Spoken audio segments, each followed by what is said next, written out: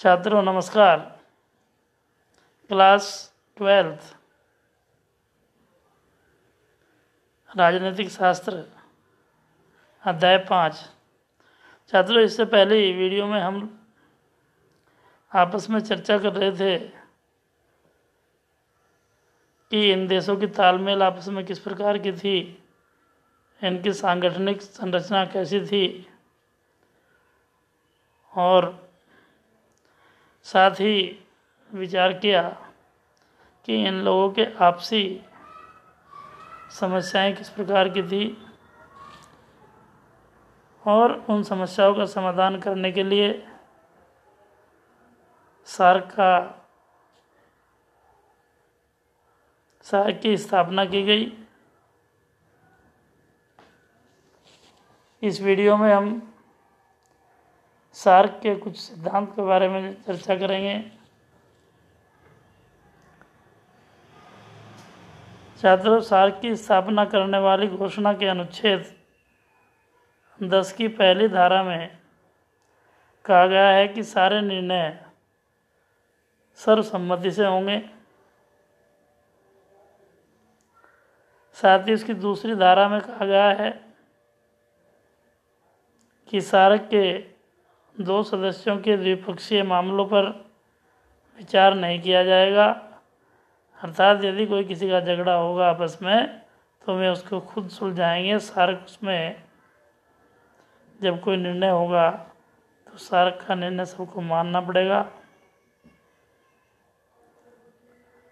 मतभेद बुला करके यहाँ मीटिंग में सब लोग बैठेंगे।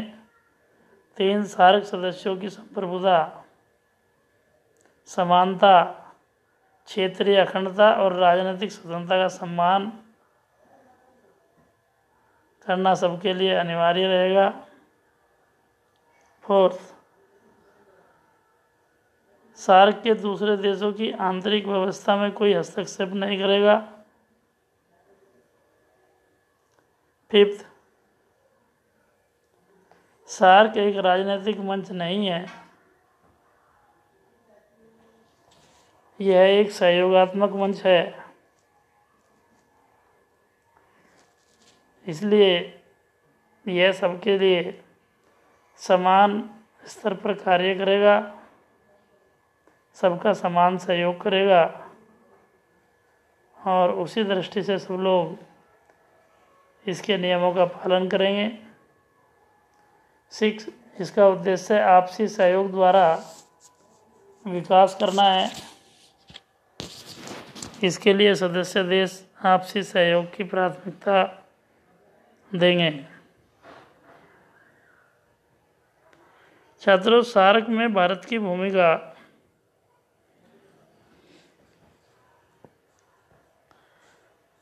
जैसा कि आपको विदित है कि सार्क देशों में भारत एक सबसे बड़ा देश है। यह उन सब के दक्षिण में केंद्र में स्थित है। सारे देश इसके चारों तरफ स्थित हैं।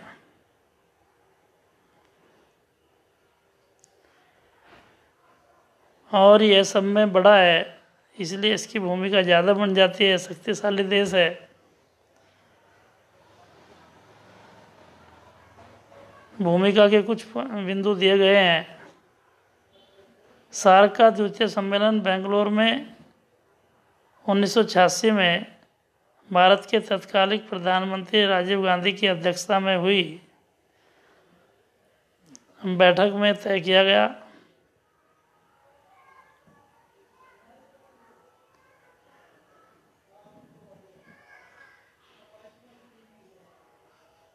सॉरी 1986 में सार्क की बैठक नई दिल्ली में बेंगलुरु में हुई, जिसकी अध्यक्षता तत्कालिक प्रधानमंत्री राजीव गांधी ने की। 1987 में भारत ने सार्क को 150 लाख रुपए की मदद दी। 3, सार्क द्वारा संरक्षित अन्न भंडार कायम करने के लिए भारत ने 1,53,200 टन खाद्यान्न का सहयोग दिया। फोर्थ, 1992 में दिल्ली में सार्क के प्रथम सांस्कृतिक कार्यक्रम का आयोजन हुआ।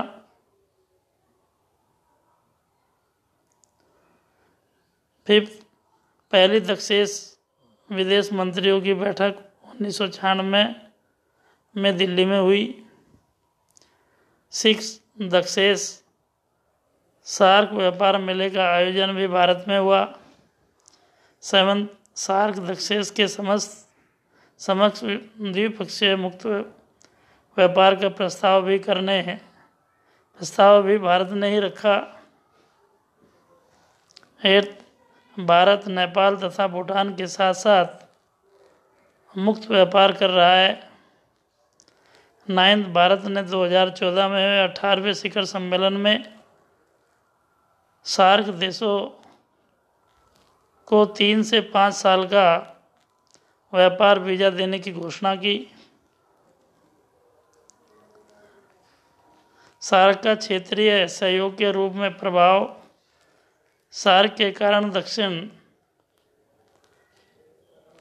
एशियाई देश एक दूसरे के समीप आए और कुछ सामान्य समस्याओं का सफल हल निकाला।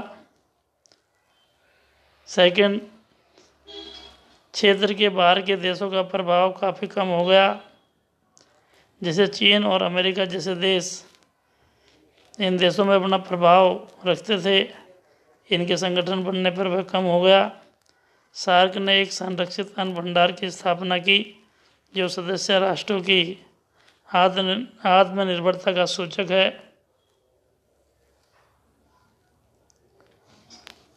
दक्षिण एशियाई देशों द्वारा भारत को बाहुबली मानने का कारण। छात्रों, ये दक्षिण एशियाई देश भारत को ऐसा मानने लगे कि यह तो हम पर अपना अधिकार जमाना चाहता है, यह तो बाहुबली की तरह से हमारे साथ कार्य करता है। आपने पहले वीडियो में सुना होगा कि यह लगातार उनका सहयोग करता रहा, एक बड़ा देश है, परंतु उनके मन में इसके प्रति कई डर थे। उसके मुख्य कारण थे, फर्स्ट, भारत दक्षिण एशिया का सबसे बड़ा परमाणु संपन्न एवं सैन्य शक्ति वाला देश है, इसलिए उन्हें से भय रहता था। सेकंड, भारत विश्व की सबसे बड़ी तेजी से उभरती आर्थिक व्यवस्था है। थर्ड, भारत एक महाशक्ति बनने की ओर अग्रसर है, इसलिए उन देशों में भारत के प्रति एक शंका बनी रहती थी, परंतु भारत का कोई इस प्रकार का विचार नहीं था। छात्रों, जब किसी की कोई अच्छाई होती है तो उसमें कोई ना कोई कमी भी होती है, और सार्क की सफलता में रुकावट डालने वाली कुछ बाधाएं, प्रतिबंधित सीमाएं भी थी जो बीच में बार बार रुकावट डाल रही थी। पर सार्क की सफलता में सदैव भारत पाकिस्तान संबंध रुकावट पैदा करते थे, क्योंकि दोनों देश परमाणु संपन्न देश थे और दोनों में एक बहुत बड़ी शत्रुता का भाव सा बना रहता था, इसलिए वे निर्णयों में टोका टाकी करते थे।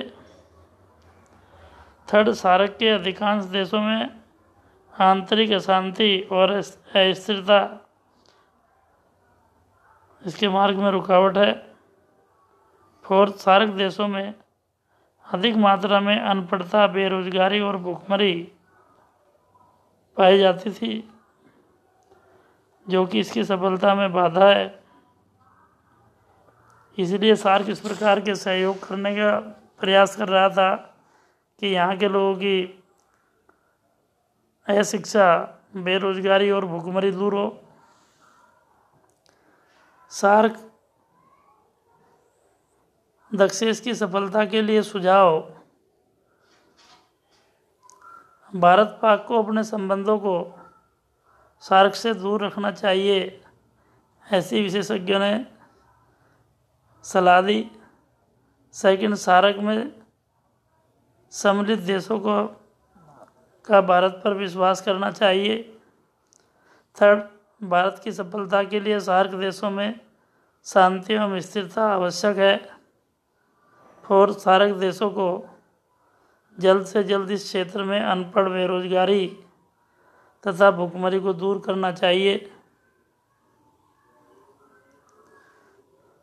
छात्रों, इस सब के चलते हुए दक्षिण एशियाई देशों में उसके उद्योगों को अच्छी प्रकार से चलाने के लिए, व्यापार को बढ़ाने के लिए एक और संगठन की स्थापना हुई, जिसको साफ्टा कहा गया, south Asian preferential trade arrangement, अर्थात दक्षिण एशियाई अधिमान व्यापारिक व्यवस्था, जिसका दूसरा नाम दक्षिण एशियाई मुक्त व्यापार क्षेत्र भी है। दक्षिण एशियाई देशों की आर्थिक स्थिति को सुदृढ़ और गरीबी उन्मूलन करने के लिए 2 मई 1995 में सार्क का 8वां सम्मेलन भारत की राजधानी दिल्ली में हुआ, जिसमें सार्क देशों की साफ्टा अर्थात दक्षिण एशियाई वरीयता बाजार वरीयता व्यापार व्यवस्था पर सहमति बनी और 1996 में इसका गठन हो गया, जबकि पूर्णतया 9वें शिखर सम्मेलन मालदीव में 1997 में साफ्टा का ऐतिहासिक निर्णय सबके द्वारा मान्य हुआ। साफ्टा संगठन के लाभ, साफ्टा संगठन लागू होते ही सार्क देशों ने अपने व्यापारिक प्रतिबंध हटा लिए। साफ्टा का अभिप्राय सभी सदस्य देशों के कस्टम और प्रशुल्क प्रतिबंधों से व्यापार मुक्त हो गया और सभी देशों में वस्तुओं का स्वतंत्र आवागमन अर्थात मुक्त व्यापार होना शुरू हो गया। धन्यवाद।